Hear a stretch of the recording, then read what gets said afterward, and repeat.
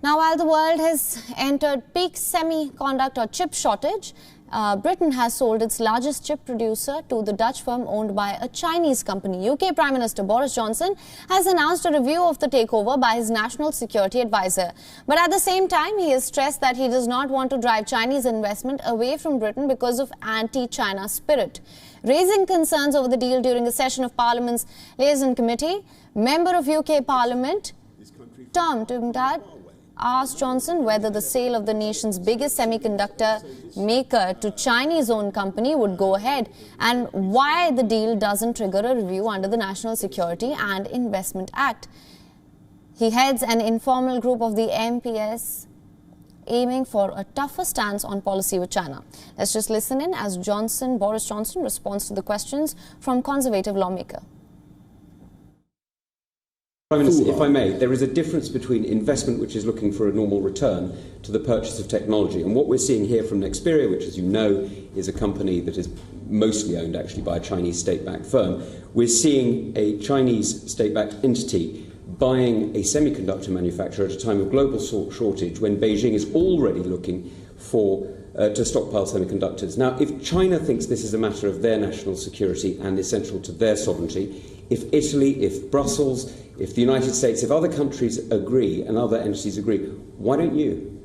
Don't forget, this is the government. When I came in, we took the very difficult and painful step, and Greg will know all about this because you were, I think, Business Secretary, you had to deal with this. We took the very difficult and painful step of having to extricate this country from the Huawei. I remember it was a very successful rebellion. So this government is spending a huge quantity of taxpayers' money to make sure that we get Huawei out of our telecommunications networks or out of the critical... Prime Minister, you're going over history. May I move on? But I want to make a very, very important point, because I do not want us, and I do not want anti-China spirit to lead to us trying to pitchfork away, Sir Bernard, every investment from China into this country. Now, earlier this week, the Netherlands-based Xperia completed the purchase of the Wales-based Newport wafer fab for an undisclosed amount. Xperia is owned by China's smartphone giant WingTech. The deal that took place amid growing scrutiny of Chinese companies' overseas investments has sparked widespread outcry amid increasingly strained relations between London and Beijing. The takeover has also attracted skepticism due to a global shortage in semiconductors.